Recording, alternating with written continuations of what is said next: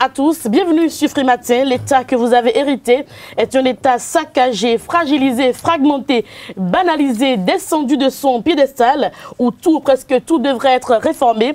Lorsque c'est la deuxième personnalité du pays qui sort ces mots, il y a effectivement de quoi se poser des questions et regarder un tout petit peu quand même dans le rétroviseur pour voir où en étions-nous exactement il y a de cela 2 ans. Le Bénin était-il effectivement à terre? De quoi parle le très respecté Adrien Houmbedji? Retour dans un instant sur une cérémonie de vœux plutôt riche en éloges sur le chef de l'État. Patrice Talon, Elia Djiran, journaliste à Canal 3 Bénin, essaiera donc d'analyser avec nous les propos du président de l'Assemblée nationale. Nous parlerons également du député Dak Sossou qui exige la dissolution du groupe parlementaire La Voix du Peuple, présidé par l'honorable Issa Salifou. Il fustige en effet la signature de Mohamed Attaouré Nouro, activement recherché par la police nationale pour vente illicite de produits pharmaceutiques.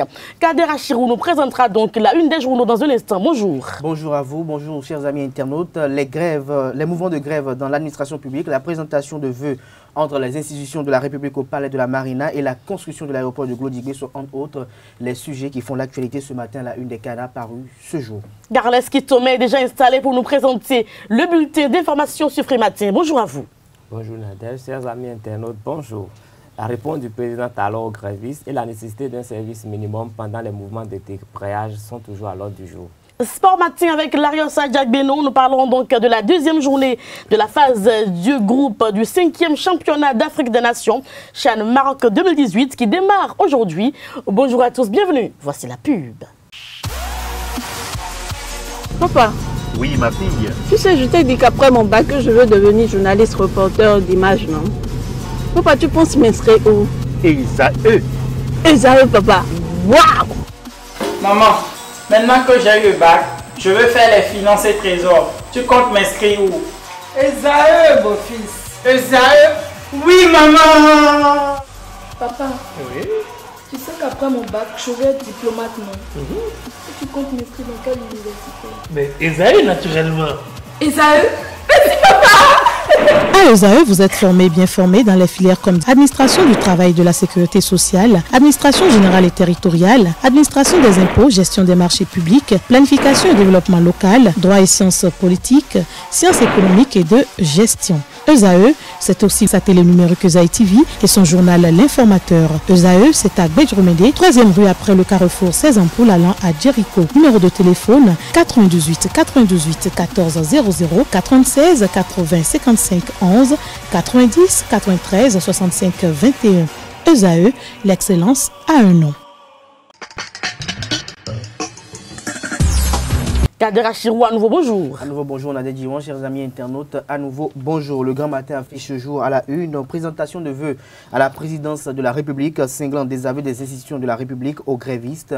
Patrice Talon réitère son engagement pour une bonne gouvernance. Toujours à la une du grand matin, fait divers, 4 pays où les femmes ont plusieurs maris. Nous passons au quotidien l'événement précis. Présentation des vœux des institutions et autres à la présidence de la République. Houmbedji et Talon, même combat. Le chef de l'État résolu à mener à bon port la barque Bénin. Houmbedji réitère le soutien des institutions au chef de l'État, confiance renouvelée entre Talon et les forces de sécurité publique. Toujours avec l'événement précis en deuxième titre à la une, déclenchement de plusieurs mouvements de protestation suite au retrait du droit de grève. La grève peu suivie dans les services publics, tribunaux, hôpitaux et écoles paralysées. Les pharaons.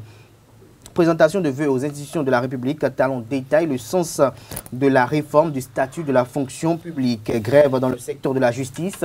La grève de trop qui éloigne les magistrats du peuple, c'est une analyse du quotidien Les Pharaons. Le potentiel fonctionnement normal de l'administration publique hier, centrale et confédération syndicale des généraux sans troupes. Présentation des vœux des institutions au chef de l'État. Conscient des conséquences des réformes, Talon rassure. Ce sont des titres à la une du quotidien Le Potentiel. Kini développement du Bénin. Talon pour une réforme intellectuelle. Le Béninois libéré. Acharnement gratuit contre Attaouré Mohamed Nouro. Dak Sossou, plus royaliste que le roi, qu'on lui notifie enfin le marché des treillis pour qu'on puisse respirer. Nord-Sud quotidien, débrayage annoncé dans l'administration publique. Le mot d'ordre des grévistes n'a pas eu grand écho. Le matin, retrait du droit de grève aux magistrats et agents de la santé. Les avocats invitent la Cour à décider avec célérité. Réaction de 3 intellectuels béninois à découvrir aux pages 3 et 4 du quotidien. La Nouvelle Tribune, dérive antidémocratique au Bénin de Yaya Talon, à découvrir à la page 2 de l'apparition du jour de Cana, et toujours avec La Nouvelle Tribune, violation de la Constitution et des décisions de la haute juridiction. Un citoyen saisit la Cour pour rappeler Patrice Talon à l'ordre. Le requérant l'accuse d'être l'auteur de troubles manifestes à l'ordre constitutionnel et demande à la Cour de le poursuivre pour haute trahison. Notre voix. Restauration de la démocratie et de l'état de droit au Bénin, le FSP appelle à une marche de la colère le 23 janvier 2018. Départ mardi prochain à 7 h, place Lénine à Papa pour exiger la fin des dérives autocratiques du pouvoir du président Patrice Talon. Libération, réforme dans la rigueur et la fermeté à l'ère de la rupture. Talon reçoit les encouragements des institutions républicaines. Le corps diplomatique et institutions internationales se félicite du travail abattu. L'indépendant, crime économique, mauvaise gestion sous la rupture, disparition mystérieuse de plus de 4 milliards de francs CFA à la CNSS qui a détourné l'argent. C'est une inquiétude du confrère L'Indépendant. Animation de la vie politique, la popularité, le leadership politique de Rachid Gbadamassi déroute ses adversaires. Matin libre, violation de serment et haute trahison par Patrice Talon, un recours pour restaurer l'état de droit au Bénin. Toujours avec le quotidien Matin libre, prise à son propre piège, la rupture joue à la victimisation. La justice passe à 5 jours de grève. L'autre vision, réforme législative sous le régime du nouveau départ, doter le Bénin d'une administration performante et compétitive. Seul objectif, le président Patrice Talon nullement dans la dynamique de suppression des libertés. Le défi d'une génération manchette ce jour, échange de vœux à la présidence de la République. Patrice Talon rassure le peuple et les institutions. Assemblée nationale, toujours avec le matinal, la participation accrue des femmes en débat. La nation, présentation de vœux du nouvel an du président de la République, remettre le pays sur les rails. Nous passons au quotidien Fraternité, infrastructure de développement, l'aéroport de Glodibé, la grille d'expropriation des propriétaires terriens connus. Bénin intelligent, Patrice Talon au sujet de la protestation contre les réformes. Nul ne fournira les efforts à notre place. Et pour finir avec Bénin intelligent, transhumance dans la commune de Zé, les vraies raisons du massacre de Djidjewo. Merci à vous, Kadera Chirou, pour la présentation donc, de la une des journaux, des quotidiens parus sur l'ensemble du territoire national ce jour.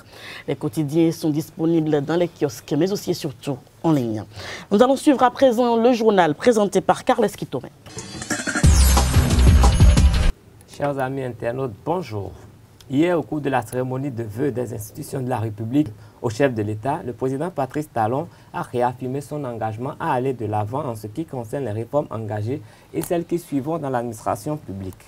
Il dit à l'occasion, je cite, « Il faut que l'État, dans son organisation, dans sa gestion, dans son administration et dans le comportement des agents, rende compétitif notre espace économique de manière à assurer la réforme institutionnelle dont vous avez si bien rappelé la nécessité. » Hier, 7 janvier 2018, a marqué le 41e anniversaire de l'agression impérialiste dont a fait l'objet le Bénin révolutionnaire. Un événement qui a démontré le patriotisme et la bravoure des Béninois. Le commandant Boniface Eki rappelle ce coup de force manqué. Oui, effectivement, le 7 janvier 1977, au petit matin, nous avons été réveillés par des coups de fusil intenses. Moi, j'habitais à Saint-Jean, presque en face de l'église Saint-Jean. Et quand j'ai entendu le crépitement, j'ai dit, mais c'est quoi? Je me suis habillé et je me suis rendu au camp. C'était presque la débandade. Les gens étaient arrivés déjà à l'aéroport et se sont scindés en 3 groupes. Le premier groupe a pris par la plage. Le second a pris par l'avenue qu'on appelle maintenant l'avenue Marina pour venir au palais. Et le troisième groupe a pris du côté Kajem. C'est un coup de force. C'est des Béninois qui l'ont préparé, aidés par des présidents étrangers. Mais dès leur arrivée, ils ont installé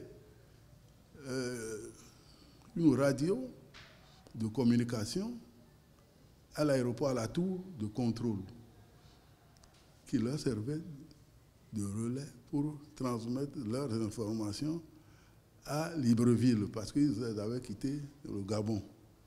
Donc ils ont laissé tout ça là, que nous avons récupéré après. Après 1970, les gens ont débaptisé la place des martyrs pour dire place de souvenir. Je ne comprends pas l'idée qui avait animé les gens, parce que les gens qui étaient venus attaquer étaient amnistiés, sont revenus. Donc, quand ils attendent place des martyrs, je crois qu'ils sont choqués. Ils veulent débaptiser, dire place de souvenir. Ça ne signifie absolument rien. Place de souvenir. Moi, si on me demandait, je dis c'est la place de martyrs. Parce qu'on a perdu des gens. La question d'un service minimum pendant les mouvements de grève divise les syndicats. 9 organisations syndicales s'opposent à la totale paralysie de l'administration. C'est le cas de la SYNACOJUB et du SYNAP Justice, 2 syndicats du ministère de la Justice. Cette décision permet d'offrir encore quelques services au tribunal de première instance de Cotonou, malgré le durcissement du mouvement de grève. Nos reporters font le constat. Le tribunal de première classe de première instance de Cotonou est animé ce lundi 15 janvier 2018, jour qui marque le début de la 2e semaine de grève au ministère de la Justice. Les files d'attente au guichet, dans les allées, dans les couloirs et dans les salles d'audience expriment l'existence d'un service aux usagers. Cette situation est le fait d'un syndicat maison qui n'observe pas le mouvement de grève. En ce qui concerne le retrait de droit de grève, nous sommes dans une maison de justice. Nous sommes des juristes et nous connaissons toute la procédure judiciaire. La loi dont nous parlons n'est pas encore en vigueur, n'est-ce pas? Et cette loi doit faire des étapes, des étapes. Et nous attendons sereinement la décision de la Cour constitutionnelle, qui sera certainement une décision favorable à la cause des travailleurs. C'est vrai que les travailleurs que nous sommes, les syndicalistes que nous sommes, nous avons abusé, nous avons mal utilisé par moment cette arme qui nous permet d'avoir gain de cause dans nos services respectifs. Mais c'est aussi vrai que la Cour constitutionnelle va pouvoir dire le droit pour que notre droit de grève nous soit retourné. Mais nous ne trouvons pas ça aussi important pour tout de suite déclencher un mouvement de grève et mettre à mal les milliers de candidats au bac qui ont besoin des documents, qui ont besoin des actes de naissance, qui ont besoin, alors que c'est tout cela dans un délai donné. Et nous sommes en train de faire fonctionner la maison. Si déjà les magistrats sont en grève, les greffiers sont en grève, les audiences sont bloquées, tout est bloqué dans la maison, mais ne serait-ce que le service minimum, ne serait-ce que la délivrance des casiers judiciaires, des certificats de nationalité, des certificats d'individualité, des extraits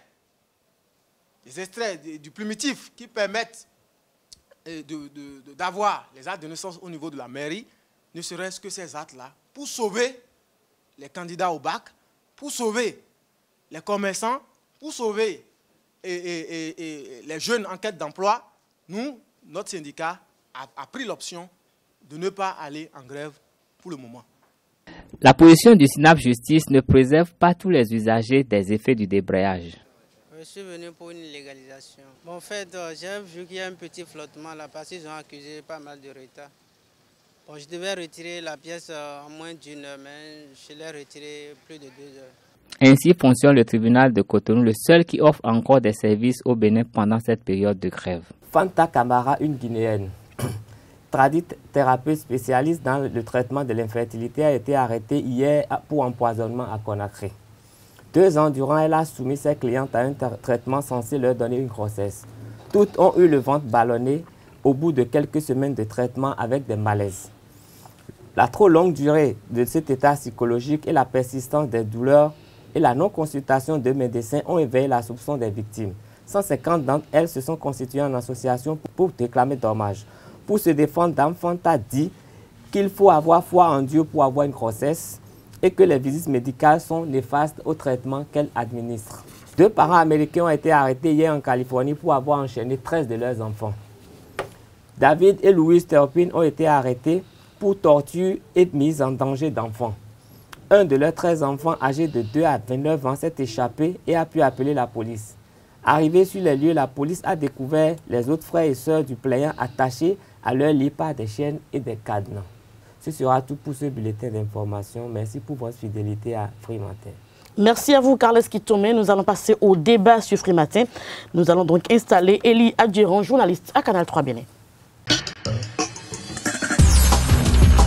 Le débat sur Freematin, les propos du président Adrien Roungbedji ont fait très rapidement le tour de la toile hier. Nous revenons sur ces propos dans le débat ce matin, comme annoncé. Elie Adjiran est avec nous, bonjour. Bonjour Nadia. Kader Achirou, bonjour également. Bienvenue donc sur le débat. Oui, bonjour, à nouveau bonjour. Alors Elie Adjiran, vous avez donc suivi ces propos de la deuxième personnalité du pays. Comment vous les analysez? Ok, merci Nadège. Et c'est avec beaucoup d'intérêt que j'ai suivi hier la présentation de vœux faite par le président, la deuxième personnalité de notre pays, le président de l'Assemblée nationale, qui, avec des propos aussi bien intéressants, a pu donc exprimer bien évidemment donc, ses vœux au président donc, de la République. Vous savez, il y a assez de synonymies, beaucoup de qualificatifs. Ça dit, genre, on lit dans les propos de la deuxième personnalité l'apologie d'une personne. C'est-à-dire, je me retrouvais en réalité dans un nouveau régime où peut-être on estime déjà que le roi qui sort et déjà toute la population, à travers donc, le Kwanligan, souhaite donc juste applaudir donc, le président. C'est une caricature. Genre, c'est une manière de caricaturer au fait les faits. C'est de son gré, je ne fustige point. La posture que prend déjà notre président de l'Assemblée à pouvoir, c'est de son gré, c'est de son plein droit de pouvoir apprécier les choses en disant ce qu'il pense, en souhaitant donc ses vœux. Mais j'estime que c'était trop parti au fait. On peut bel et bien admirer quelqu'un, on peut bel et bien lui souhaiter tout le meilleur, mais déjà en réalité en restant simple, ou peut-être en restant aussi...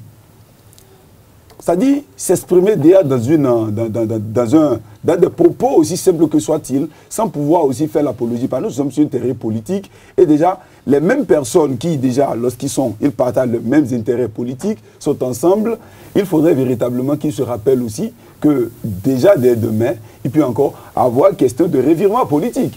Et déjà, on peut ne plus partager les mêmes idéologies. Et en cet instant, est-ce qu'on peut se rappeler de ces mêmes propos? Je crois quand même que le président de l'Assemblée porte quand même la mesure des propos qu'il tenait de par ses soins et tout. C'est quand même bien. Et je crois bien évidemment que cela puisse quand même donner une alerte au niveau donc, du président de la République en retour pour savoir que c'est une question de réciprocité, que si il est autant donc salué, il est autant donc applaudi, il a aussi donc quand même un retour à faire pour pouvoir respecter et répondre donc à cet engagement donné à travers le souhait donné par le président de l'Assemblée. Kader Achirou. Je dirais qu'à travers cette déclaration, déjà, tout Benoît Lambda doit se dire déjà que Adrien Roungbedji en a déjà eu pour son compte. S'il n'en a pas eu pour son compte, alors sûrement ce qu'il a lu hier, c'est une déclaration peut-être du collectif des présidents des institutions qu'on lui a remis de lire, c'est-à-dire qu'il n'y a pas vraiment du Roungbedji dedans.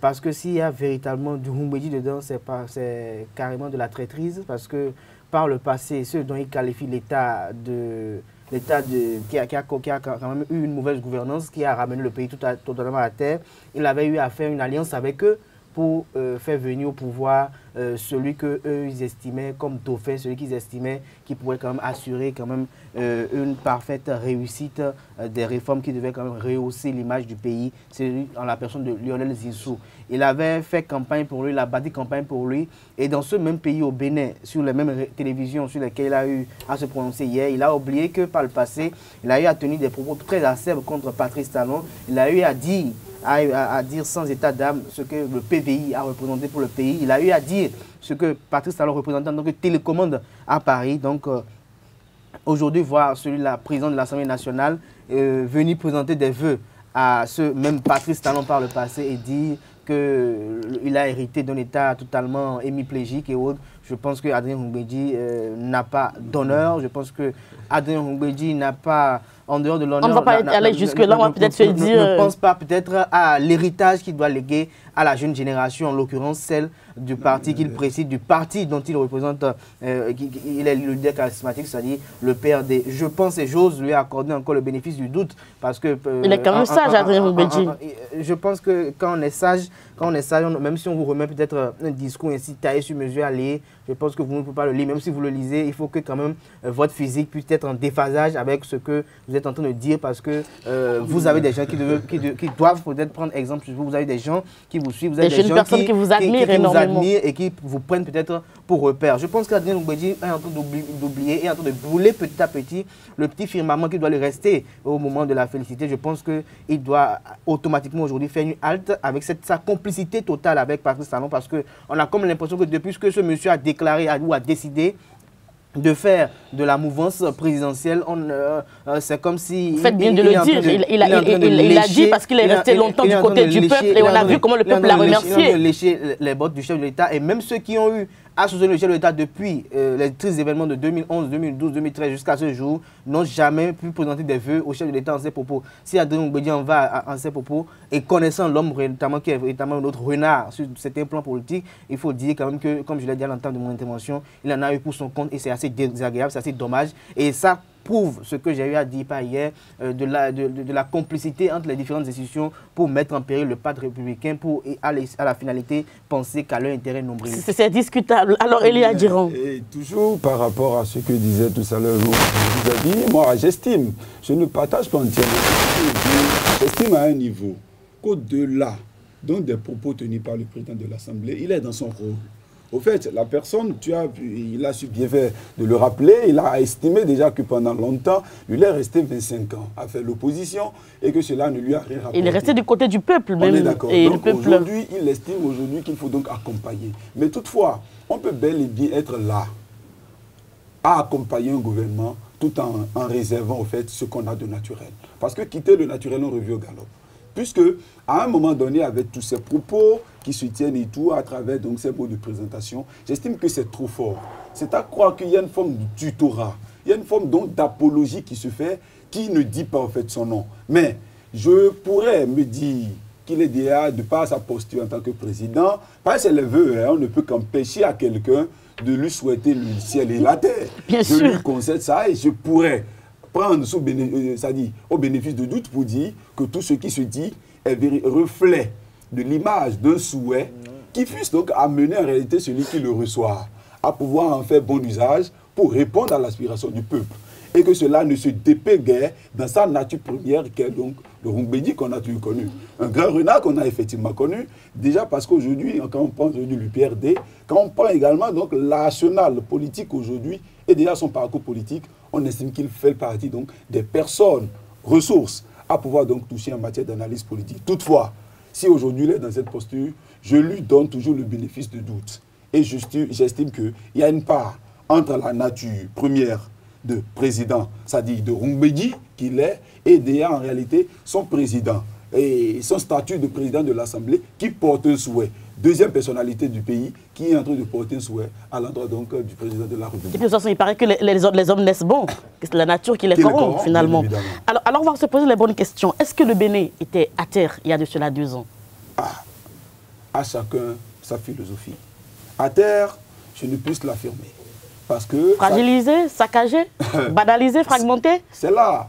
Parce que tous ces thèmes, dans leurs ensembles, semblent être... C'est au fait ce qui me cœure, au fait. C'est pourquoi je me pose la question de savoir, est-ce qu'il y a une vraie nature première du président Humbedji là? Parce que quand on tient lieu de ses propos et on dit qu'il ose affirmer ça, veut dire qu'il a eu à diagnostiquer et à faire l'état des lieux pour reconnaître qu'au fait, que le pays était effectivement à terre. Plus rien ne va, donc totalement mort. Alors que les fonctionnaires étaient payés, il n'y avait pas péri dans la demeure donc, il y a 2 ans. C'est à croire qu'on vient remettre en cause tout ce qui se fait. Oh, je me demande, l'État est une continuité. Si à chaque fois, on doit revenir à apprécier déjà le bilan de son prédécesseur au néant, pour estimer que rien n'y fit, je me pose la question de 90 à nos jours. On ne peut quand même pas dire qu'on n'a pas animé la vie politique. on ne peut quand même pas dire que du point de vue... Il n'y a pas de réalisation. Il n'y a pas de réalisation et des actions tangibles. Et j'ose pas croire qu'aujourd'hui, que l'actuel régime me dise concrètement qu'en réalité, que tout ce qui est en train d'être fait n'est pas lié à des actions entreprises par l'ancien régime. Mais venez me dire que c'est entièrement à terre, c'est à croire qu'en réalité, on est en train donc de bafouer. Et là, ceux qui les suicideront également viendront aussi le rappeler. Et au finish, quand de ces gens... Ainsi va la vie. Et là d'autres personnes viendront également dire pareil du régime. C'est le bas peuple qui en souffre, pardon. Pourquoi? Parce que si le successeur aussi doit venir remettre en cause l'action donc de son prédécesseur, ainsi de suite, au finish, à un mandat, on finira par dire on ne fera rien, parce qu'on estime déjà qu'au bilan, on nous dira qu'on a laissé... on n'a rien laissé de concret ni de bon. Vous voyez, là, c'est un peu difficile. Et je vais un peu loin, s'il te plaît, parce que là, quand on me dit que le pays était à terre, sous quel aspect? Il ne l'a pas évoqué. Est-ce que c'est du point de vue économique? C'est vrai qu'au bilan, on a dit qu'il n'y avait rien dans la caisse, comme on a toujours fait le chantage. On a accusé... Mais on a vu un commis Coutier qui est sorti pour balayer un peu du revers de la main tout ce qui a été dit. Depuis ce temps, qui parmi, en réalité, ceux qui sont aujourd'hui au gouvernement, ont pu véritablement faire une sortie médiatique pour apprécier, remettre en cause ce qui a été évoqué? Ça voudrait dire qu'en réalité, il y a une économie de vérité de leur part. On est dans une posture de pouvoir dénigrer, là de diviser pour rayer. Je pense que notre vie politique, ou déjà l'évolution de notre société actuelle, peut déjà prendre une nouvelle connotation d'une certaine responsabilité. Qu'on reconnaisse à César ce qui est à César. Qu'on dise au moins à un certain niveau, nous avons eu certains acquis, certaines choses, peut-être dans la forme ou dans le fond, ça n'a pas été bien fait. Nous sommes venus pour les parfaire. Et Léa, dans ce élan, je pense que véritablement... Ce sont des grands hommes qui réagissent comme ça. Kader Achirou. Je pourrais dire que cette complicité aujourd'hui, qui est quand même affichée assez visible entre Mbedji et Talon, est quand même la preuve palpable des mouvements de débrayage aujourd'hui au niveau des différents secteurs clés de l'administration publique, parce qu'ils estiment en fait que tout ce qui se passe aujourd'hui à l'Assemblée nationale se passe en toute complicité entre les deux institutions, ce qui est quand même assez grave, parce qu'on ne peut pas comprendre comment le Parlement et le gouvernement puissent s'acoquiner pour essayer quand même de faire passer des choses en toute autonomie. L'autre problème que les propos d'Adrien Mboni me font rappeler, et c'est comme s'il a quand même un procès à faire à Thomas Boni Yayi. Je me demande si on a vraiment ce réquisitoire envers une personne, comment on peut avoir eu à faire par le passé une alliance avec celui-là, une alliance avec le dauphin que celui-là aurait choisi lui-même en toute autonomie, pour on peut avoir fait une alliance avec celui-là pour la continuité, même y mettre le logo de son parti politique et même battre campagne pour ce dernier. Je reviendrai également sur les mots utilisés par Adrien Mbedji. Il parle de État fragilisé, banalisé et fragmenté. L'État était fragilisé par qui? Il était président de l'Assemblée nationale déjà sous Thomas Boni Yayi. Qu'est-ce qu'il a pu faire en son temps? L'État était banalisé. Qu'est-ce qu'il a pu faire? Fragmenté par qui? C'est lui-même qui avait dit à l'époque, par le passé, que l'État a été divisé par la télécommande de Paris. Il avait évoqué cela. Maintenant, quand il veut dire que le pays est à terre, je veux demander quand même... Tout comme Béninois lambda, j'ai une question qui me parvient tout le temps à l'esprit. C'est de chercher à comprendre comment on peut dire que sous Boni Yayi, ça n'allait pas. Ça n'allait pas. Est-ce que le Béninois, est-ce que celui qu'on appelle aujourd'hui le rugby national, est-ce que Adrien Mbedji, dans Porto-Novo, dira que ces populations de Porto-Novo vivent mieux sous la rupture que sous le temps du président Thomas Boni Yayi? Il y a vraiment, même tout Béninois dira non, parce que au temps de Boni Yayi, les fonctionnaires avaient des avantages, les marges de soutien, c'était vrai, même si c'est dit que c'est fait à fond avec des frais de l'État. Comment Boni Yayi, quand même, est-ce qu'il était un magicien? Comment il arrivait quand même à résoudre toutes ces équations avec tous les avantages qu'il avait octroyés aux uns et aux autres, avec tous les bénéfices qu'il avait octroyés? On parlait de Gabéji, mais comment il a pu quand même tenir l'État? Comment il a pu supporter tout cela pendant 10 ans, et qu'aujourd'hui on dégraisse de façon considérable l'administration publique, et que depuis un moment donné, les véritables chantiers qui doivent se faire sont en train d'être attendus. Au niveau, je vais peut-être faire un petit crochet pour faire comprendre à Adrien Mbedji qu'il ne voit pas réellement ce qui se passe dans le pays quand il veut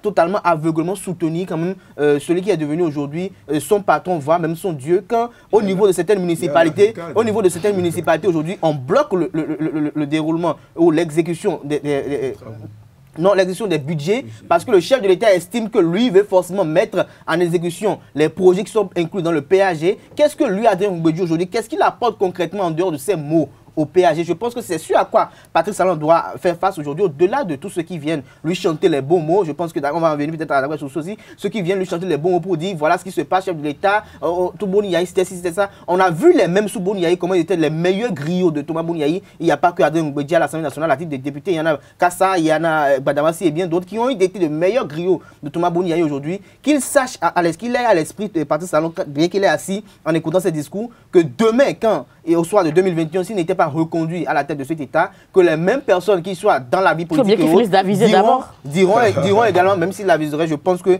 le peuple béninois décidera. Je pense qu'aujourd'hui, avec ce qui se passe, s'il ne change pas de fusil d'épaule, il aura du mal à véritablement même aviser en 2021. Elia Diran, nous allons essayer de conclure ce débat pour parler du député d'Akpé Sossou qui exige donc la dissolution du groupe parlementaire La Voix du Peuple présidé par Issa Salifou. Un mot très rapidement, nous y reviendrons beaucoup plus en détail demain. Oui, absolument. L'honorable Akpé Sossou souhaiterait la reconstitution donc, du groupe parlementaire La Voix du Peuple. Je crois qu'en réalité, de par sa recommandation, ou du moins, il a introduit au niveau de l'Assemblée. Ce n'est pas exagéré quand même. Bon, pas pour autant, mais néanmoins, tant qu'il n'y a pas encore un éclairage total sur la situation, je vois que c'est un peu trop brusque. Parce que quand on parle déjà de par ces mots et d'une question d'un exilé politique, parlant donc de l'honorable Atao, je me demande... Honorable comme d'Akpé Sossou aussi. Oui, bien évidemment, puisque déjà, quand... C'est-à-dire, on essaie de tout dramatiser au fait. Moi, je pense que pour l'heure n'est pas encore à ce stade. Pour l'instant, c'est vrai que la session est en cours et tout, et qu'on dise qu'aujourd'hui que l'absence du président, de l'honorable Atao constituerait bien évidemment peut-être un frein dans le ralentissement donc des prises de décision et tout, mais néanmoins, il y a toujours des gens qui sont restés présents, mais qui en réalité ont envoyé des procurations. Ça voudrait dire qu'ils sont ici donc absents. Pourquoi ne pas considérer aussi peut-être cette absence-là ainsi? Et déjà, on a voulu juste lui créer encore polémiquer, pardon, à pouvoir aussi dramatiser les choses. Pour ma part, je crois que la proposition qui a été faite va, dans son ensemble, être appréciée par les honorables députés. Et certainement, dans les tout prochains jours, on va voir ce qui en découlerait pour Kader Achirou, très rapidement. Très rapidement, je dirais que ce acte de l'honorable d'Akpé Sossou est déshonorable. Ce acte ne l'honore du tout pas parce qu'aujourd'hui, je pense que les loups ne se mangent pas entre eux. Dit-on, Akpé Sossou ne peut pas attaquer Ata Mohamed Henoko quand lui-même, peut-être, si on doit fouiller et passer au pays fin tout ce qu'il a eu à gérer dans ce pays, je pense qu'on doit forcément trouver quelque chose à déterrer. La grande polémique qui suscite toujours et que les militaires lui en veulent, c'est le marché de treillis de Randiès qu'il a eu à gérer. Ça, c'est pas des faux treillis quand même. C'est pas des faux treillis. Je pense que si on veut quand même trouver quelque chose, on trouvera quelque chose. Si aujourd'hui, si lui-même, il a qu'à aussi se déclarer opposant au régime du président Patrice Talon, on verra si lui aussi il n'ira pas visiter peut-être les murs de la BEF. Je pense qu'il faut qu'on arrête avec ces agitations stériles et puériles qui n'apportent rien quand même au régime actuel, mais qui peut-être entretiennent et attisent le feu entre les rapports qui doivent exister entre les députés. On peut être opposant et quand même se saluer en bon terme. On peut ne pas partager les mêmes points de vue politiques, mais être amis, copains et manger même dans la même famille. Et le peuple, en fait, les députés représentent l'interface entre le peuple et l'État. Je pense que c'est cela que veut véritablement le peuple. Mais quand il va même plus loin dans sa notification, il parle même que le président doit forcément dissoudre parce qu'il n'atteint pas les dixièmes. Je pense qu'on veut à tout prix quand même essayer d'étouffer la minorité parlementaire, même si elle a du mal à se reconstruire. On veut étouffer. Je pense que ce n'est pas bien. Pensez qu'aujourd'hui, si vous êtes fort, pensez qu'au demain aussi, vous pourrez être peut-être faible et que si vous avez été mauvais envers les faibles, eux aussi peuvent peut-être vous rendre le coup. Merci, avocat de Achirou, Elia Diran, rapidement. Et je ne finirai pas aussi sans prêter également la pensée qui dit le bleu fort n'a jamais dit c'est fort pour le maître. S'il ne transforme sa force en droit. Ça, c'est très important. Pourquoi? Parce que tous ceux qui estiment aujourd'hui être forts, on dit bien du côté de l'exécutif, quand on a le pouvoir. Parce que c'est une question de transition. Et déjà, ça va passer, les hommes passent, mais les institutions demeurent. Et déjà, les mêmes acteurs politiques resteront pour animer la vie politique. C'est clair. Merci à vous, Elia Diran, Kader Achirou. Très beau débat sur Frématin ce jour. Nous allons donc recevoir Larios Adjagbenon pour conclure en beauté avec la virgule sportive. Sport sur Frématin, le Bénin a pris part à la première édition de l'Open international de Ouagadougou. Nous sommes au Burkina Faso du 11 au 14 janvier 2018. Que retenir en fait de la participation des karatékas béninois à cette compétition? Bonjour Larios. Bonjour Nadège, bonjour à tous. Le Bénin a terminé 3e de la compétition qui s'est déroulée au Palais des Sports de Ouaga 2000. Les karatékas béninois ont remporté 6 médailles d'or, 2 en argent et 4 en bronze. Océane Ganero, capitaine de l'équipe nationale, a grâné à elle seule 3 médailles d'or en individuel comité des moins de 55 kg, en équipe kata et comité. La deuxième journée de la phase de groupe du 5e championnat d'Afrique des Nations, CHAN Maroc 2018, démarre aujourd'hui. Effectivement, avant les affiches du jour, les résultats des matchs de la poule D joués hier. L'Angola et le Burkina Faso se sont neutralisés par le score nul et vierge de 0 but partout, alors que le Cameroun dominateur a été surpris par le Congo-Brazza. Victoire des Congolais 1-0, but marqué à la 70e minute sur pénalty. Pour la deuxième journée dans le groupe A, les Lions de l'Atlas jouent le style national de la Guinée-Conakry à 17h30 et le Soudan affronte la Mauritanie 3 heures plus tard. Alors, en handball à présent, le Gabon accueille à compter donc de ce mercredi 17 janvier 2018 la 23e édition du championnat d'Afrique des Nations. 10 équipes, 33 rencontres et 11 jours de compétition pour une prestigieuse coupe. La course à la succession de l'Égypte commence ce matin même au Palais des Sports de Libreville, la capitale gabonaise. Le match officiel d'ouverture va se disputer à 17h entre le Gabon, pays organisateur, et le Congo voisin. Signalons que le Nigeria, récemment en stade de préparation à Cotonou, est logé dans le groupe B en compagnie de l'Égypte, de l'Angola, du Maroc et de l'autre Congo, je veux nommer la RDC. Merci à vous, Lario Sadjak-Benon. C'est la fin de la page des sports. Quelque chose à dire rapidement pour conclure? Je voudrais dire aux internautes qu'il y aura plus de développement de l'actualité sportive du jour dans l'édition de 19h du JT. Donc à suivre à 19h sur Ezaoui TV, plus donc d'actualité sportive avec beaucoup plus de développement. Effectivement, merci à tous et à toutes pour l'attention. À demain pour un nouveau numéro de Frais Matin. Portez-vous bien. Au revoir.